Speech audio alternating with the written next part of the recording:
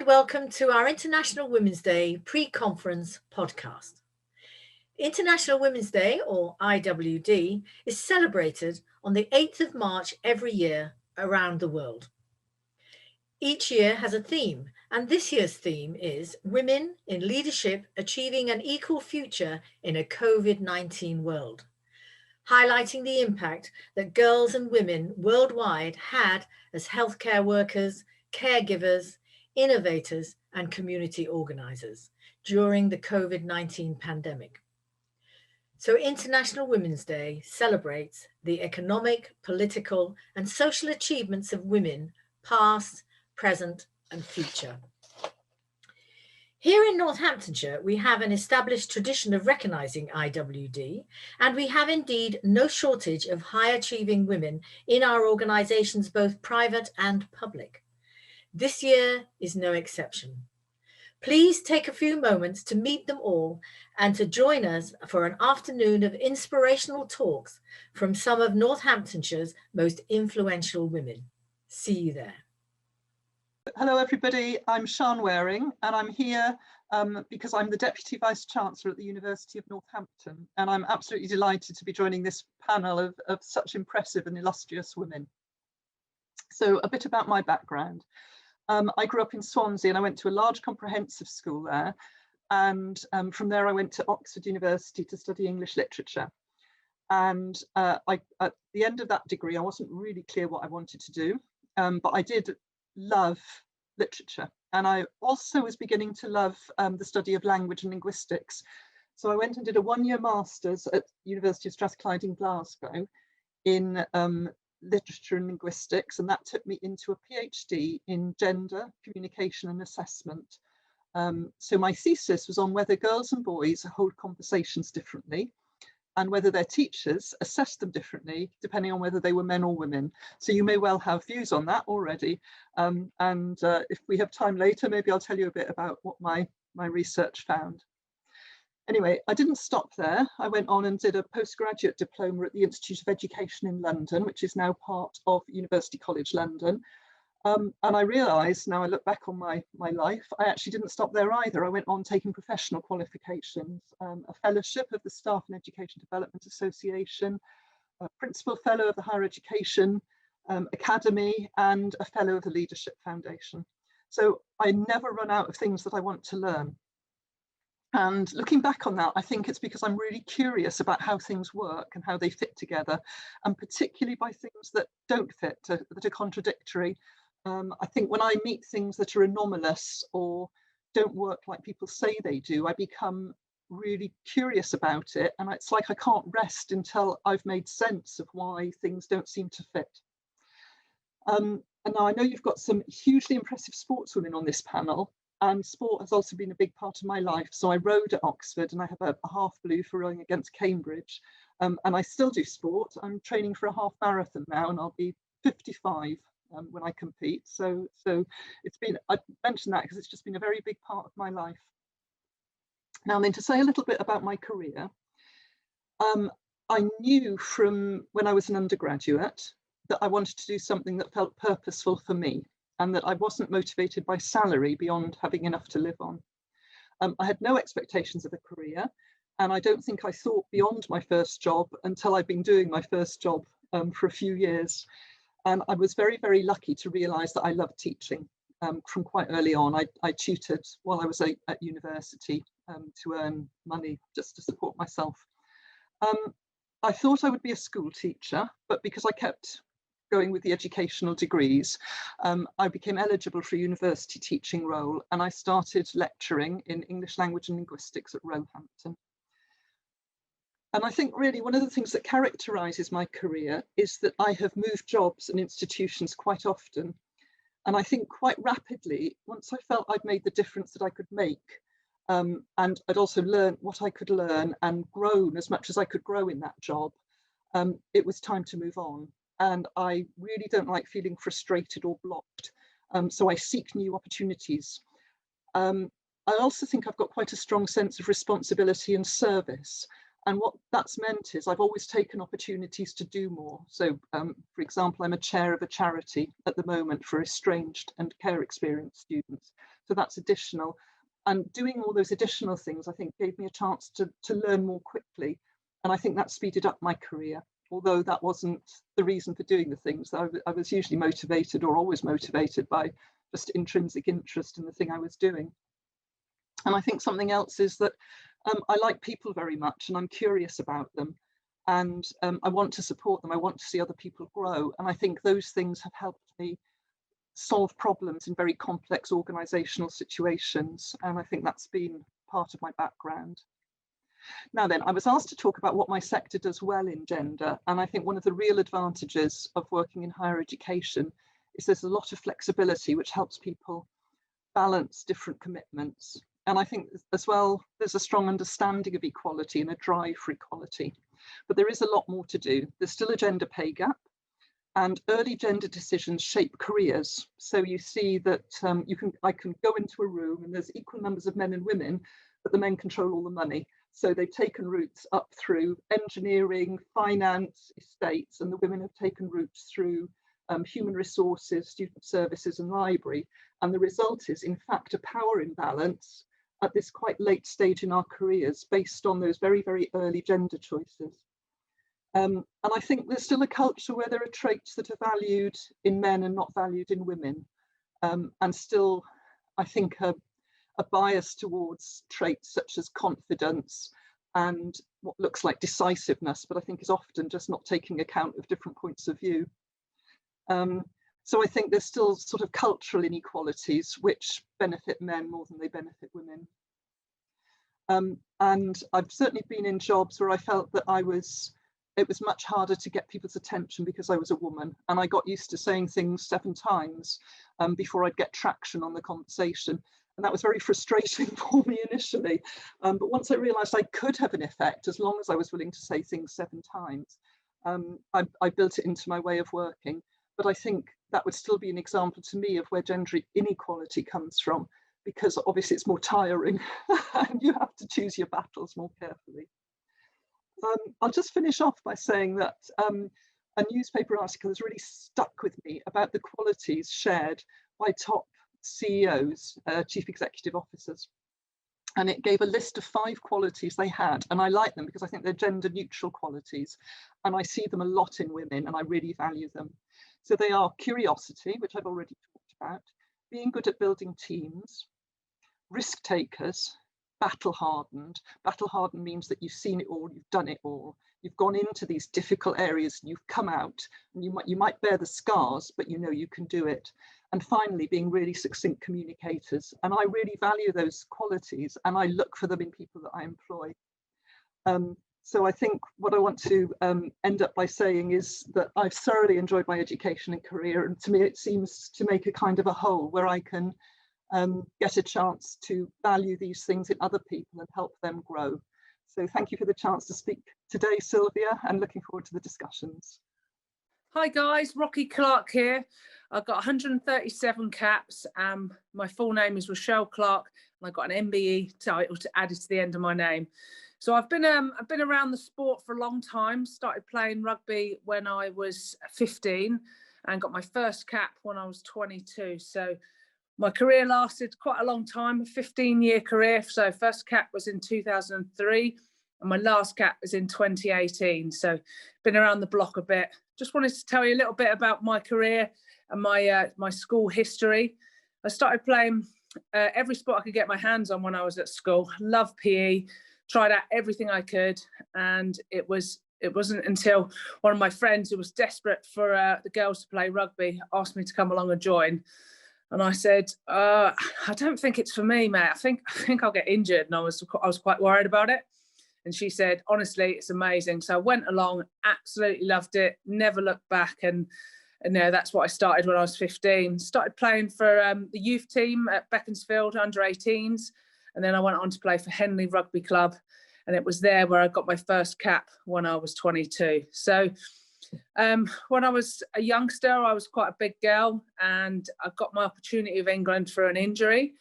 got called into the squad when the England captain actually was injured, and they took me along to Canada and exposed me to some senior rugby. Got my first cap in 2003 on a really hot day in Canada, and it was 34 degrees, and I thought I was going to have a heart attack playing. It was so hot.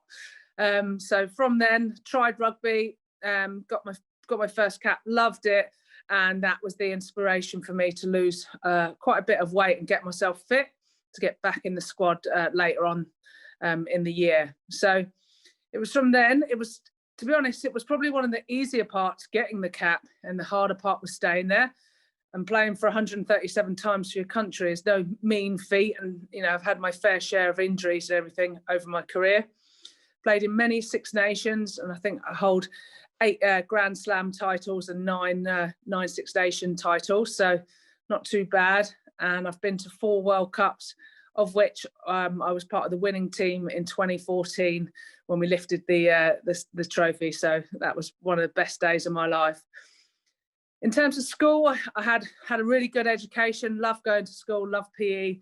And, you know, I did some maths, English, science and sport. You know, never looked back at that. And some of the best memories are from there.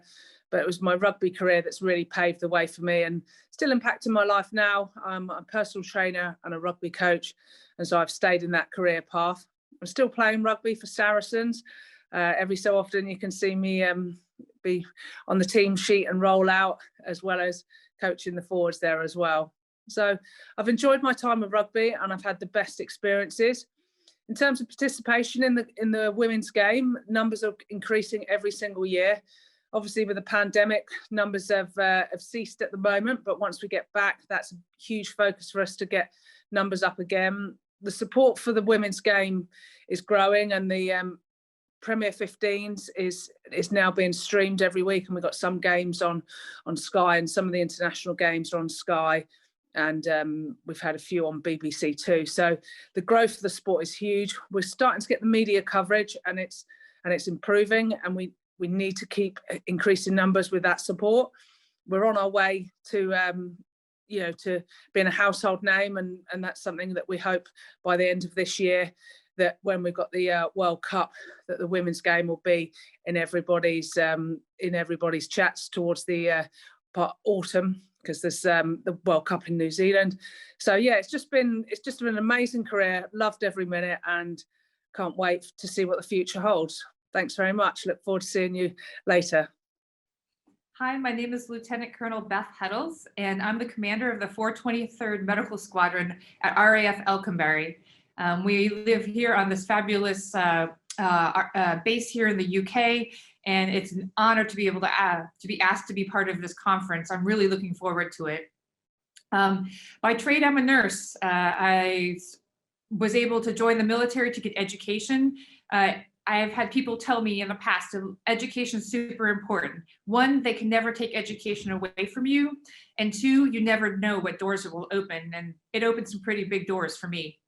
I joined the military in the United States so that I could have money for college. Through the military, I've been able to get 5 different degrees. And as of May, you can call me doctor. So it's been fantastic, and having all sorts of chances to learn and educate myself more.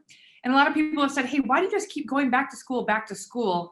And I look at it as a resource so that I can help more people. As a nurse, as a leader, as the commander of this clinic, how do I make things better for people?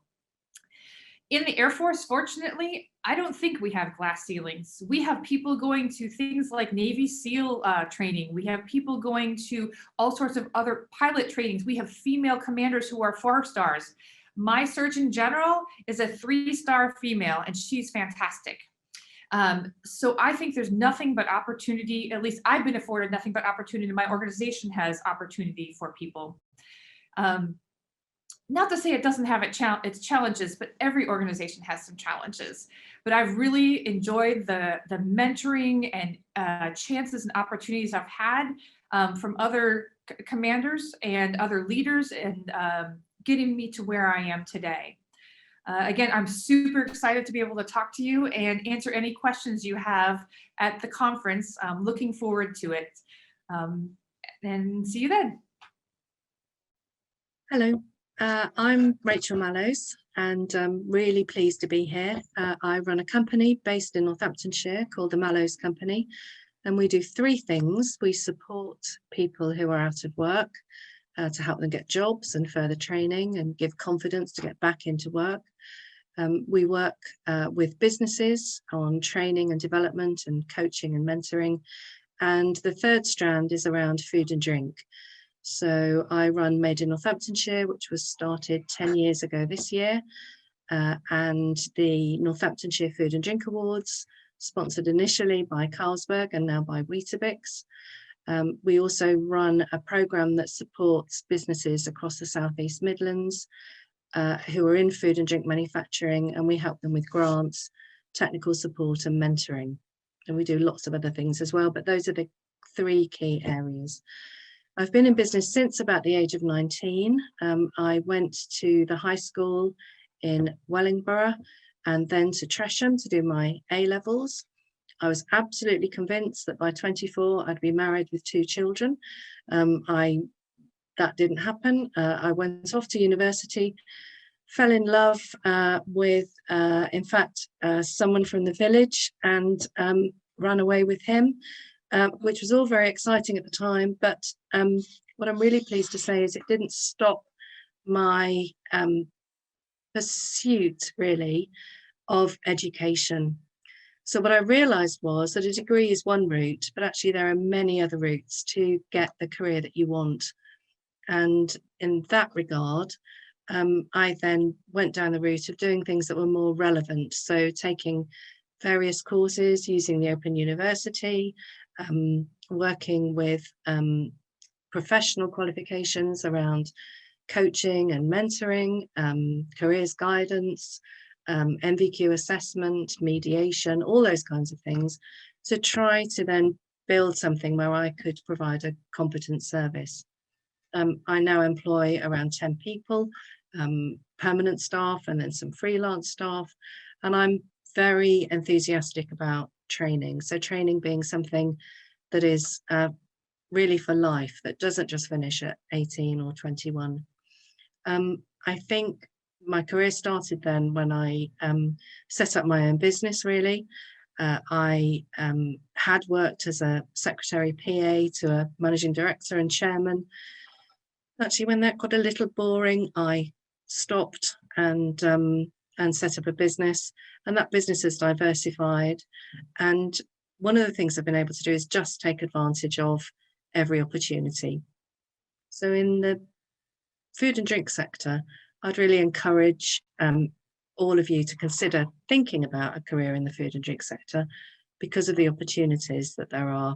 And we've got great role models locally with female CEOs at companies like Weetabix and British Pepper and Spice. And if you're thinking of starting a business, I'd love to talk to you. I've been involved in the Prince's Trust and various other initiatives. And I think that starting a business gives you that opportunity to work hard, set goals, persevere, and achieve some of the goals that you might have in mind. Look forward to seeing you on the 8th of March. Hi, I'm Mandy. I was born and bred in Corby, and I'm the CEO and founder of Adrenaline Alley. I hope my story will inspire you to realise your full potential and fulfil your dreams. In my younger years, during the 70s and 80s, everything was centred around steel in Corby. It was a case of you can work in the steelworks, or you can be a hairdresser, or you can be a typist, for example. And it was very typical of the gender roles then in Corby and how the young people aspired to think about work when they'd left their education. I didn't really feel that I had a particular valuable education, but I did okay. But I always knew there was something more inside of me and that I could do better. After leaving school at 16, I flitted in and out of jobs. But my potential was realised when I was taken from the shop floor into a company training role. I suddenly realised I could achieve so much more and my potential was beginning to grow. But at the age of 22, I fell pregnant with my son, John. Unfortunately, he became very sick. And for the next 13 years, I spent at home and in hospitals with John looking after him. But I had a fight on my hands. I had to fight the establishment to find out why John was so sick, because we couldn't get any answers. However, over the next 13 years, John was diagnosed with a brain tumour, and at the age of 13, suddenly became well and was able to come home for good. He started skateboarding, but again, unfortunately, he was subject to a violent attack. And unbeknown to me at the time, that attack was going to change my life and me as a person. I realized that fighting those establishments had given me the courage and the strength to be able to fight, to make the charity work and be able to progress myself and John within the charity. We had to look within ourselves, and we had to understand how we could make that work and the strength and courage that it was going to need to make that work. What did I learn from that experience? Well, allow yourself to fail. Don't be afraid to fail. Pick yourself up and move on. Look at everything as a learning curve and use it to improve you and your future. And never be afraid to say, I don't know, or I need help. And have the courage to move on, no matter whether you know the answers or not, or what direction you may end up in. And always reach for the stars. Never give up. Always dream big, because the bigger you dream, the more you'll achieve. And if I can be an example of how you can turn your life around, then I'm happy to be that example to you. During my career, there was quite a few changes that happened. One, I realized very early on that I was a woman in a man's world, in a very male-orientated sport and industry. So I wasn't going to conform of doing things the normal way. I wanted to create a greater impact and use the core sports to engage people on all different levels. I secured large funding bids, and we quickly became a world-class facility. I had created a destination for people to travel all over the world to come and visit us, and we became a centre of excellence for aspiring young Olympian riders. However, the biggest test was to come. In September 2010, John passed away aged 24. I had to quickly pick myself up and continue his legacy, and that was a test like no other.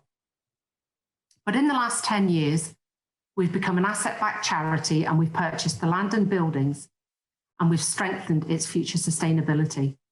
And I continue to learn and take in everything that the experts have taught me.